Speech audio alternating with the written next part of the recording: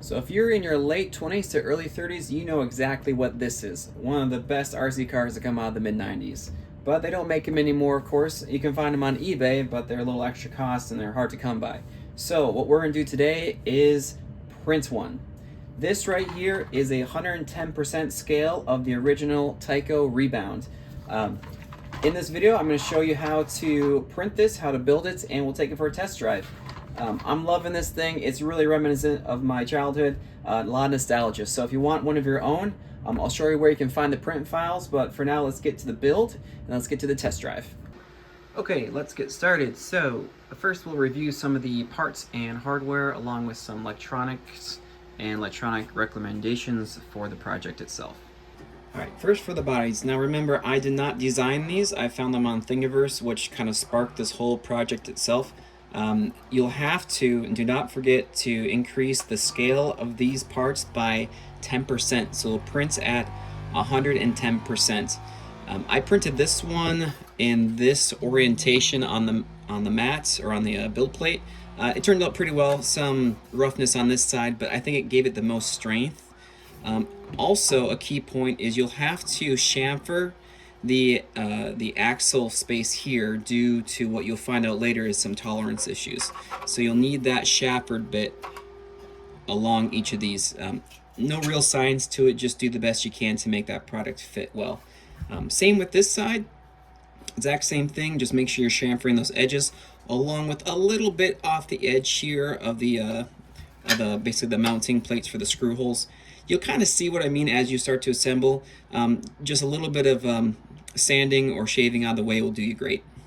For the gear case, I guess covers and inside and outside of the gear case, so make sure you print these with supports. With this particular one, there's not a whole lot of post-processing aside from pulling out the supports. This one there should be very minimal as well. Just make sure again you're printing in this orientation. So for your gears, I know this is typically a tough thing to do with 3D printing. I did 0.2 layer heights. Actually, all of this is in 0.2 layer heights with about 3 to 5 perimeters, just depending on how strong I wanted the part. But that will do you good. When these come out of the printer, of course, they're going to look something like this without that bearing that we'll get to here in a second. You'll need to drill out these holes to at least 3.5 millimeters with a drill. They come out with 3 millimeters. But of course that's going to be a little bit sticky with a 3 millimeter bolt that we're going to use. So just a quick drill, and then of course removing any supports that might be there. I printed these without any supports, and you can follow that along as well. The shafts, the drive shafts or the axles, and the sleeves and the 12 millimeter adapters. This setup should fit most 12 or 1/10 scale vehicle tires with a 12 millimeter hex. I also included in the printable site some extra long axles that you can just chop down to size for whatever tire size you want to do.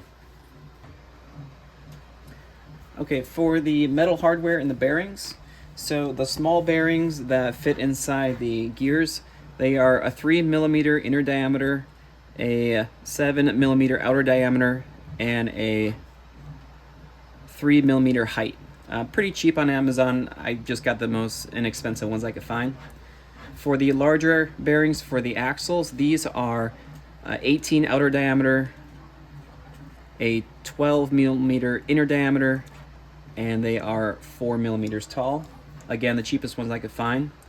You're going to need 8 of the 25 millimeter long by 3 millimeter thickness bolts, and then another set of 8 that are 18 millimeters long by 3 millimeters wide. These, I'll show you what each of these will be doing, but these are again 3 millimeter thickness by 8 millimeters long. You'll need 8 of those.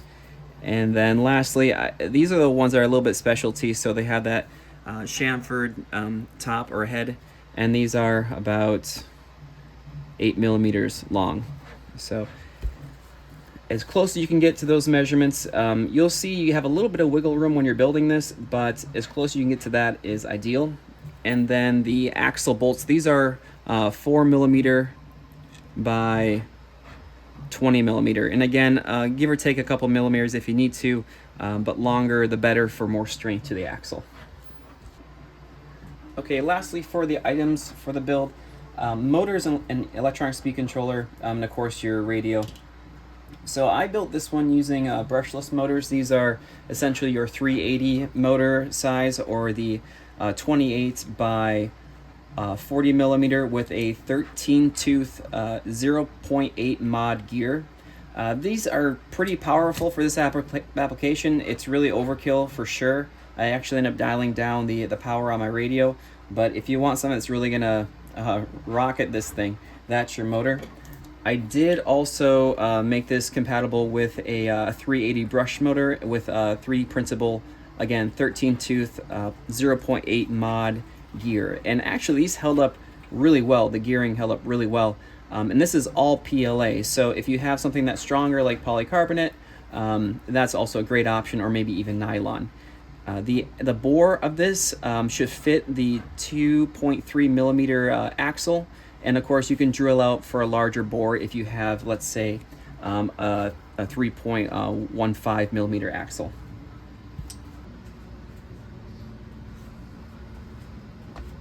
One thing I really liked about this is you have a lot of options for tire exchange. Any of your Amazon brand 12 hex with a 1/10 scale tire is going to fit this build, so we'll try a few out as time goes on, but the longer axle, you can cut that down to size if you have a more, maybe a deeper hex or a bigger offset, but the ones that come with it should fit, or the axles that you print that come with it should cover most 1/10 scale tires. Alright, so step one, remember, chamfer each of these edges so that it can accept all the 3D prints on both of the halves here. Chamfer, chamfer, chamfer, chamfer, and then some sanding along this edge just to kind of buff out this corner, and you'll see as it assembles how that works.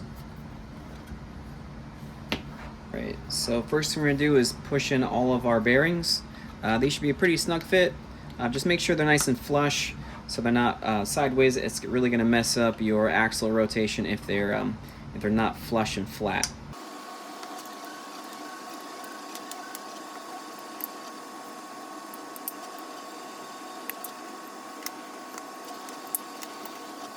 I've already put in my 3 millimeter bearings, or the 7 by 3 millimeter bearings, but those again you just press fit in. They shouldn't be terribly tight.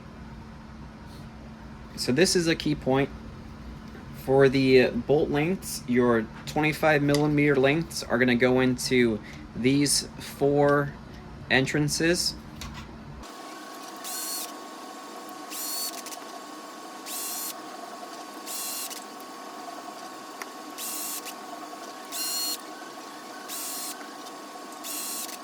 Notice how I left a bit of a gap. I'll show you why that is later.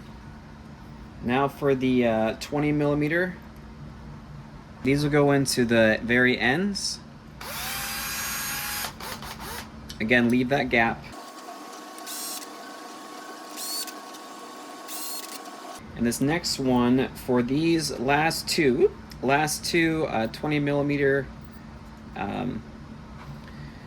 bolts, these are going to go into the hole on this one that is shallow. So notice that all those are raised. This is the only one that's not raised. Bring it right in, and of course leave that gap.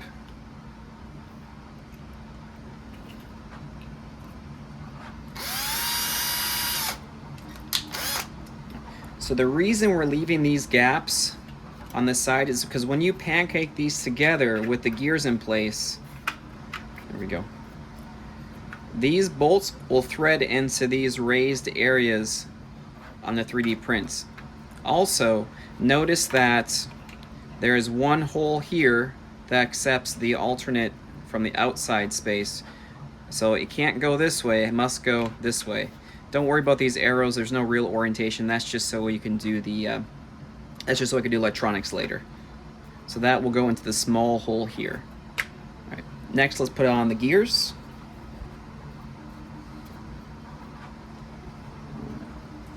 So your motor fitment is going to look something like this.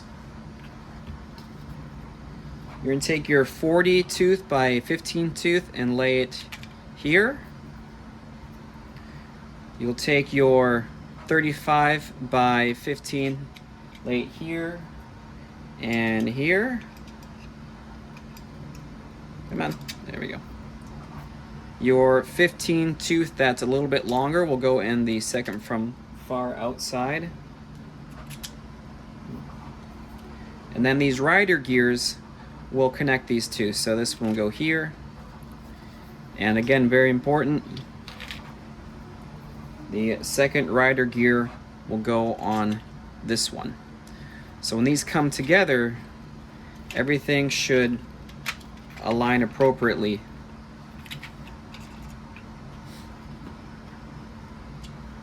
But before I close it up, I need to, of course, put the motor gear in.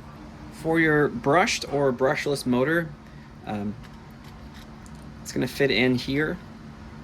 Just make sure that your gear for the motor is flush with the top of this gear. You don't want it to extend beyond, let me get a pencil here or something to point with. You don't want it to extend beyond the height of this gear, because or else it's going to interfere with the rider gear on the outside gear case. So nice and flush across. Alright, so if I spin this, these will all turn. And then once I have them pancaked together, the drive will be all the way across. Before you close it up, you must install your axles. So you have your axle and your drive gear. Put it through the back ends. That spacing will help with the spacing of the cover. Bring it over that axle. Whoop, other way around. And then slide it down until it lines up. So now we have a drive. Same thing for the other side.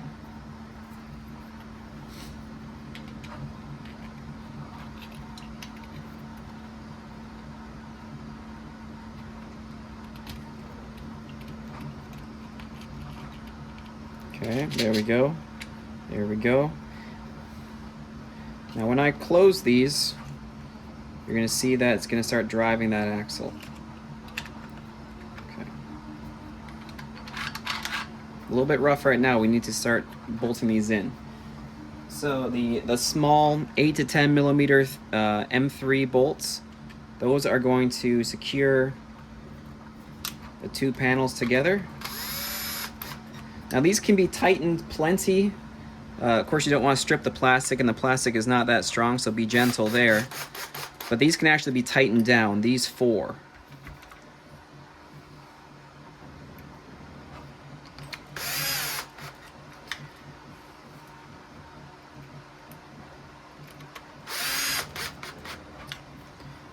If you notice, this is that extension from the outside gear case that this is all going into, so there's lots of threading, and that can be pancaked or really pushed together. So tightening those four are very important, and they're going to be what really holds this all together. Now we're going to tighten up all the axle or all the gear axle bolts. The thing is, if you bolt that through and threads into the other side and you really crank it down, you're going to pancake your gears together, and then they're going to bind. So all you're trying to do here is just get the gap there closed. So nothing tight. It's barely even touching that rim of plastic. Just enough so that it's nice and secure. Oop, a little too tight there. To the other side. So it won't go all the way through. It's just enough to catch the that plastic for some threading.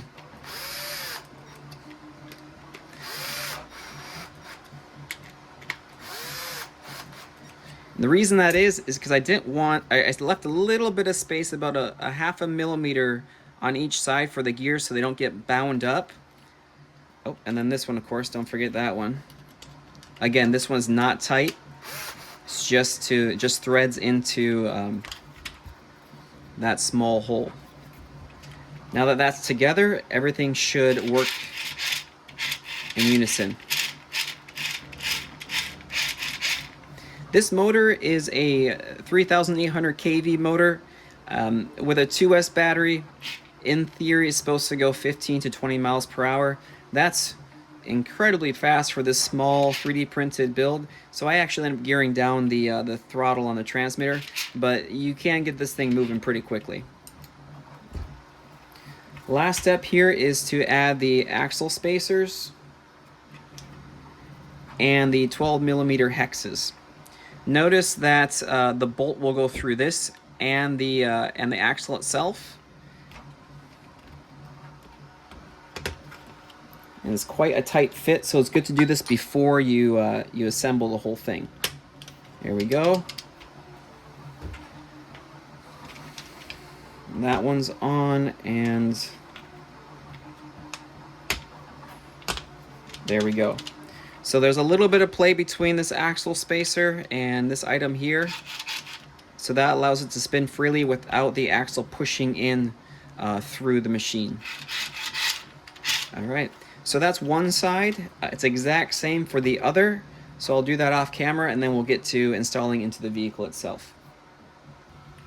So now that I have both assembled, we can bring them together, and they are going to bolt together using the battery case. A couple things I want to mention, or at least one thing I want to mention. These slats in here are so that you can put a zip tie around to hold your speed controllers or your receiver, whichever you like.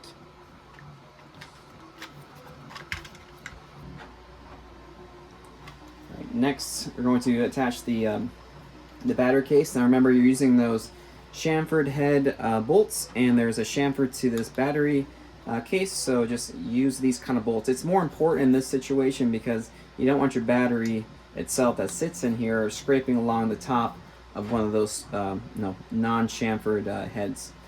Again, ignore these arrows. It's really just for future when I'm doing my electronics.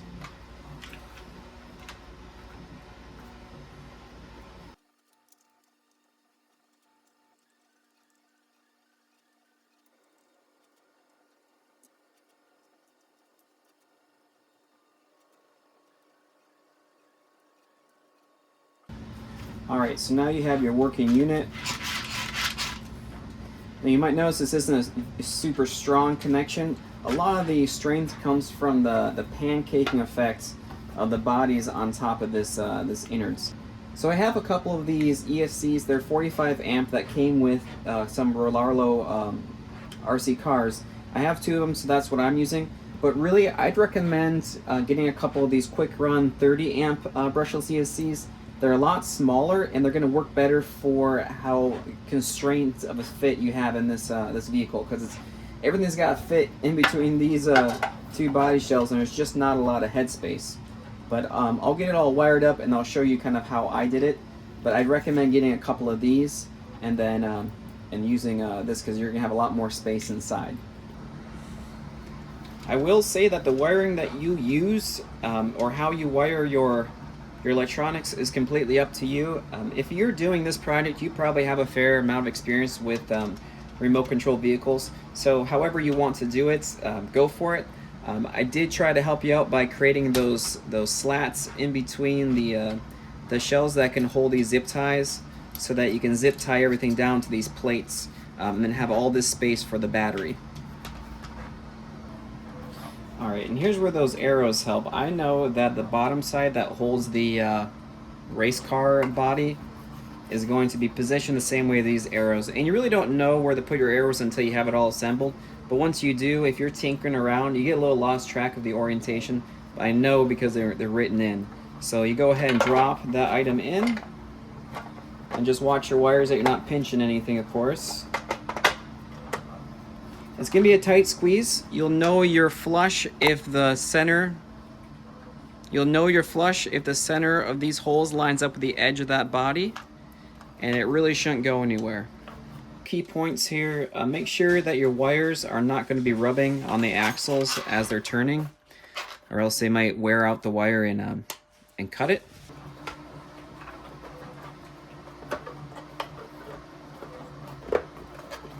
Alright, so finally, nice and flush. I had to reposition some things. Of course, with different electronics, it's gonna be different, so you'll just kind of have to use your own judgments on how to get things fitted in.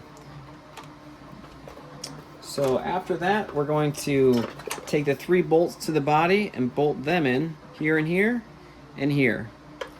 Now I just use threaded bolts, but one thing for the latch for the back end, this you will put your bolts into initially, and then bring them down into here and bolt that all the way through. Okay, now time for the rear cover. So a couple small bolts into these pins here. What I would like to do first is kind of slot it in the holes, and then I can go ahead and bolt in this side to the what accepts it on the other. There we go. And then as you can see, that little latch there, except this little pin off the rear hitch, and snaps in place. So there you go. Let's give it a quick electronic test. Looks good. Let's get the wheels on. So using these 4mm M4, I think these are about 15 or so millimeters long, maybe 20. Longer the better, as long as they don't go through the whole thing. But the longer it is, the more strength you'll get out of that axle.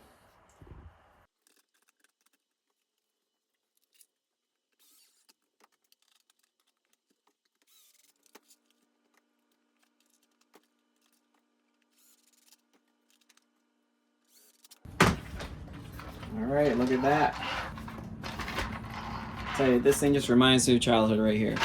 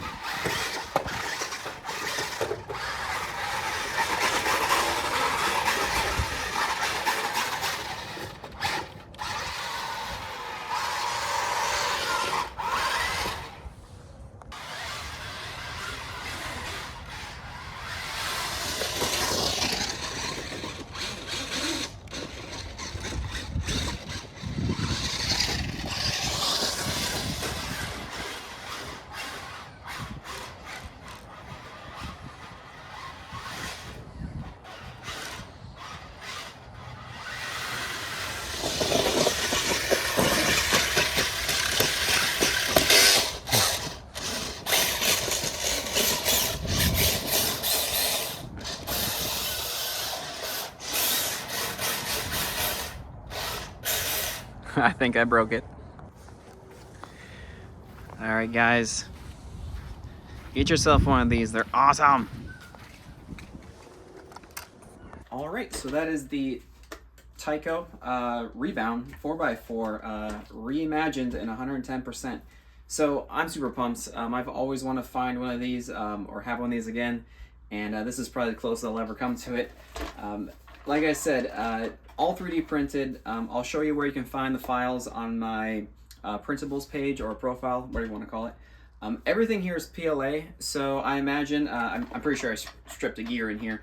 I imagine with stronger gearing you could probably handle a little more power or more power than I was giving it. I kind of gave it the beans there for a second.